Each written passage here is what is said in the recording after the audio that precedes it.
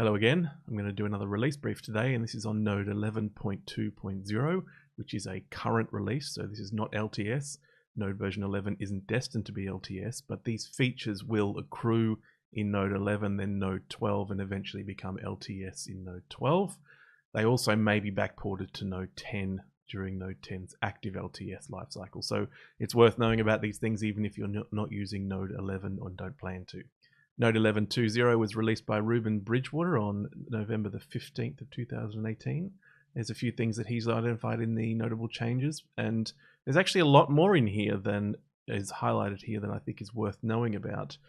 So I'm going to dig into these commits and find some interesting things that I think that people would be very interested in seeing.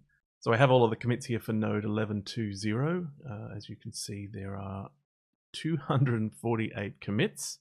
Of course, 250 commits is a lot to look through when you're not used to looking at the Node.js commit list. So I've gone ahead and removed a bunch of these categories or these subsystems which are at the beginning of each commit.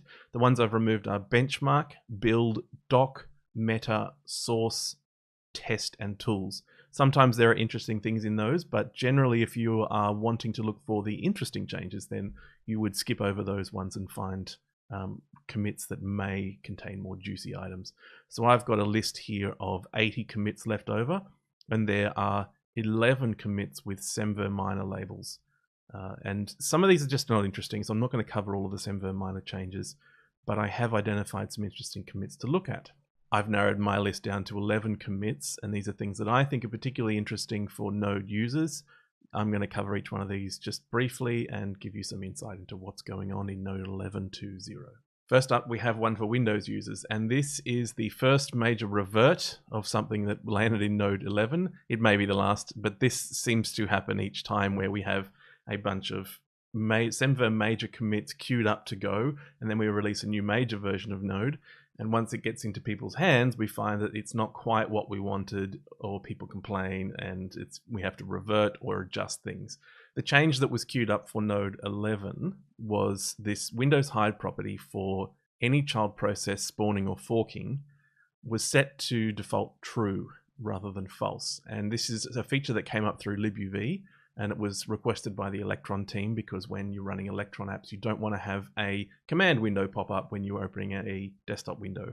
And so libuv added a change that lets you hide that command window optionally when you are launching another kind of window. So you can switch that behavior on and off. And so Electron were happy with that. This then bubbled up into Node 11 and turned out to be default true, which was assumed to be the appropriate behavior. So any spawning of child processes, if you wanted the window to show up, then it should, then you have to opt in to it by saying Windows hide equals false.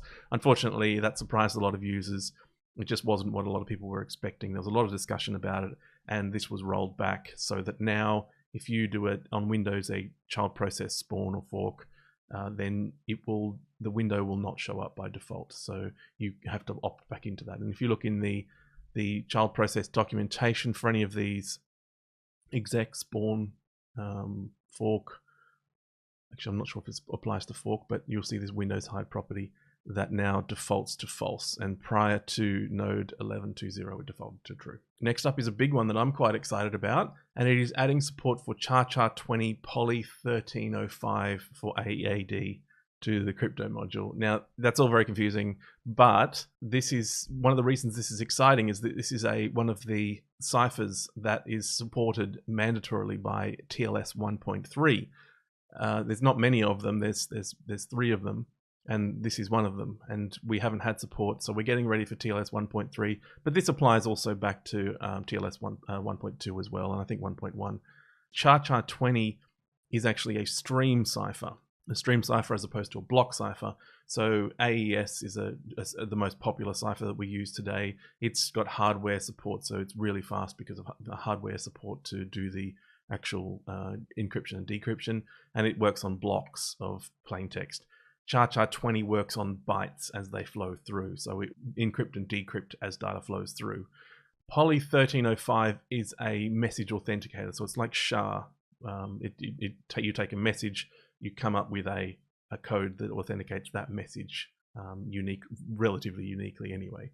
Now, this is for AEAD, which is a relatively new mode of encryption that is becoming the default. TLS 1.3 says you use AEAD, that's your default mechanism for encryption. AEAD stands for Authenticated Encryption and Associated Data, I think it is. So authenticated encryption is the important bit here, because what AE does is, instead of doing the encryption of data, then taking a message authenticator like SHA and getting a MAC for that block of text, and then you send it down to the user, and then you decode, and then you check the MAC against what you've got, and it's correct. Instead of doing it that way, you actually mix them up so that they become part of the same unit. So you can't detach the two processes. One of the problems with having it detached, like we've had for TLS since the beginning, is that you can start to mess with them separately, and it leads to a bunch of flaws that we've had before. So AE puts them together and says that message authentication, or making that MAC for a message, is an integral part of the encryption, and you do them together, send the message down, you do them again on the other end. So you can't pull them apart, you can't mess with them separately. So it's a much more secure way of doing secure communication. So CHA-20 and Poly 1305 go together to form an AEAD cipher for TLS communication. The interesting thing about CHA as well as Poly 1305, CHA is fast. It's not as fast as AES because AES has hardware support, but it's faster than AES where you don't have hardware support. So on devices where there's no native AES in the CPU, CHA would run faster because its software implementation is simple and fast. Poly also is a fast message authenticator, but combining these two together gives us an alternative to the typical AES and SHA combination. Because if we find there's a flaw in AES that is fatal, and everyone's using AES because it's fast in hardware, and we're left with nothing, then we're in trouble. These have been put into TLS 1.3 together, partly as a backup mechanism for if and when AES and or SHA are undermined, but also to give us a fast alternative for hardware where there's no native AES support. If you want to dig further, there's a couple of resources you can go to. One of them is the TLS 1.3 RFC, which is currently 8446, and you can see that there is 3 mandatory cipher suites that have to be implemented for any TLS 1.3 server and client. And so Node's going to need these. So there's AES and AES 128 and SHA 256 in GCM mode. There's AES 256 and SHA 384 in GCM mode. And then there's the CHA Poly 135 combination as well. So you put those 3 things in there and you've got a compatible TLS 1.3 implementation, which Node will hopefully have soon. The second RFC to have a look at that's interesting is 8439. And this is about CHA-20 and Poly 1305. It's actually, the introduction of it's quite an easy read. It goes into detail. These are not as intimidating as some of the other crypto algorithms. So I'd encourage you to have a look at that if you're a crypto nerd. This is great news for Node, and will get us another step towards TLS 1.3. Next, we have the introduction of LLHTTP as a future replacement or future potential replacement of the HTTP parser in Node. This is an experimental edition, and you need the experimental HTTP parser flag supplied to configure when you're building Node.js to make this enabled. Otherwise, this is just sitting in the source code. It's not in normal builds, but it's there preparing to be potentially replacing HTTP parser. I did another video on this earlier.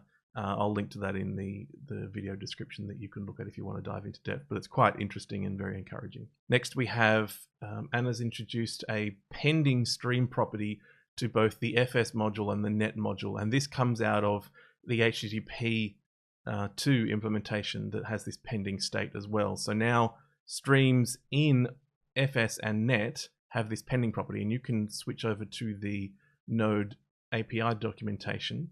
In read stream and write stream for file system, there's this pending property, and it says this property is true if the underlying file has not been opened yet, i.e. before the ready event is emitted. So that's when you start a stream, immediately it will be pending. As soon as the file gets opened, it will be not pending. So it's a Boolean property, read only. In the net module, it might be more interesting. So any socket in net that comes out of any network connection, including HTTP, has this pending property now, and that is when a socket is not fully connected, and only after it's connected does pending turn to false. Next, we have a contribution from someone that was a little bit annoyed at the Node REPL multi-line handling. Now, this has been worked on for a little while. It's finally been ready to land.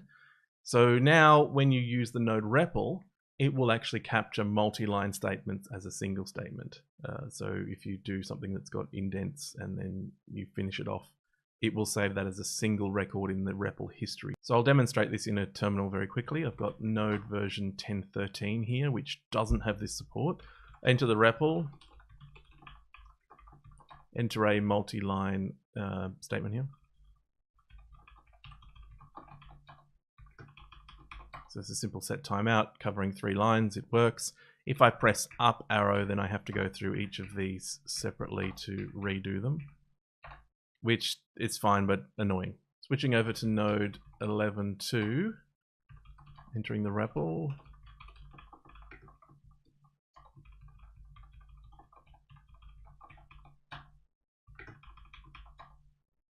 There's my multi-line statement covering 3 lines. I can press the up arrow and I've got it all in one line, so I can do it again. Next, Matthias Boos gave us a great feature for streams, auto destroy mode. Now, this is like finally is for try catch or promises. If you turn on auto destroy mode now in any stream, then the destroy function will be called when the stream is either ended or there's an error. So you can use destroy now for cleanup, but it's an opt-in because turning this on opt-out would be a breaking change and probably quite annoying, so you have to opt into it now. If you look at the streams documentation, in both writable streams and readable streams, the 2 base streams, you will find this auto destroy method here. And it says whether the stream should automatically call .destroy on itself after ending. So if you're implementing custom streams, .destroy or the destroy method now becomes very useful. So great addition there from Matthias. Next up, we have a fix for timers. I mentioned in my last release brief that the person that digs into timers ends up owning them. And this is, unfortunately, Anatoly has been sucked right in here. Anatoly has had to fix a bug that was reported in 2 different places. It's different things. It's to do with the fix that he had to introduce for early Node 11 with the way that timers were queued. There's another edge case where it didn't quite work, so he's had to fix that. Now, I'm not going to pretend to understand what the problem was. You could look at his test case here to figure it out, and frankly, I don't want to know because I don't want to be the timers person. Anatoly can have that now. Next up, we have a change to TLS by Sam Roberts, who's been doing a lot of crypto and TLS work lately. And you can use this new functionality to get the local certificate that was used after a handshake has completed. To see what this means, have a look at the TLS documentation. If you use a TLS socket and call now this new function, new method, get certificate, you can get the local certificate that was used during the negotiation between the peers. So this is when you've got multiple certificates on your server end. Client comes in and you negotiate for one of those certificates. Use get certificate if you want to figure out which certificate that was. Last up, we have something for Windows users, and this is a minor improvement to the Windows installer. It's spread over 2 pull requests with 3 commits. There was a new feature added in Node 11 or during Node 11. In the Windows installer, there was a new step added where you could tick a box saying automatically install the necessary tools, and it would go ahead and download Python and the C++ compiled tools for you and put them in a predictable location so that add-ons could be compiled without you having to install them yourself. Quite useful for Windows because Windows is the one place where this stuff just isn't normally available. So it used this thing called Box Starter, which is part of the Chocolatey ecosystem, and Chocolatey is a package manager for Windows. It would all run in a command window. There's some information that would show up and you press key, there's lots of confirmation steps.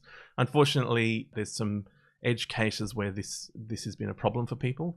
So the 2 things that were changed, first is there is an additional prompt, and if we look at the change, this has a warning now in the console that pops up Use of box data may reboot your computer automatically multiple times. When performing a reboot, box data will need to disable user account controls to allow the script to run immediately after the reboot. When the scripts have completed, box data will re-enable user account controls. If you prematurely stop the process, UAC will need to be re-enabled manually. Sometimes the scripts may install all necessary Windows updates, which could cause a high number of reboots that appear to be a reboot loop when in fact it's just a normal Windows updates reboot cycle. So we were getting reports of people having these reboots that look like a reboot loop. So you now have to accept that. I suspect that might be too much text for a lot of people, and they're just going to accept it and get into trouble again anyway, but we'll see. Now, the next change is in a similar vein. It adds to that warning an additional warning at the top of it. It says this script should make installing the tools as easy as possible. Hence, it will not offer any customization. If there's any parameter you'd like to customize, such as folders, if there's any special rule or policy that your computer should comply to, please follow the instructions and download the installer directly. So basically, if you've got anything in your environment that is very particular, so you may be in a group policy in an enterprise environment, this thing may not conform. And if you'd like to put them anywhere else than where this thing's going to put them, then you probably shouldn't use it. So it's meant to be straightforward and easy, can't customize it. So an additional warning that was added. So now this window is getting quite large with lots of text. We'll see how that goes, see if people actually read it. And that's it for Node 11.2.0. If there's anything interesting there that you think I've missed, then let me know in the comments. If you'd like a deep dive on any of these things, I'd love to know. I'm interested in figuring out content that people would like to see. Leave a comment, and thanks for watching.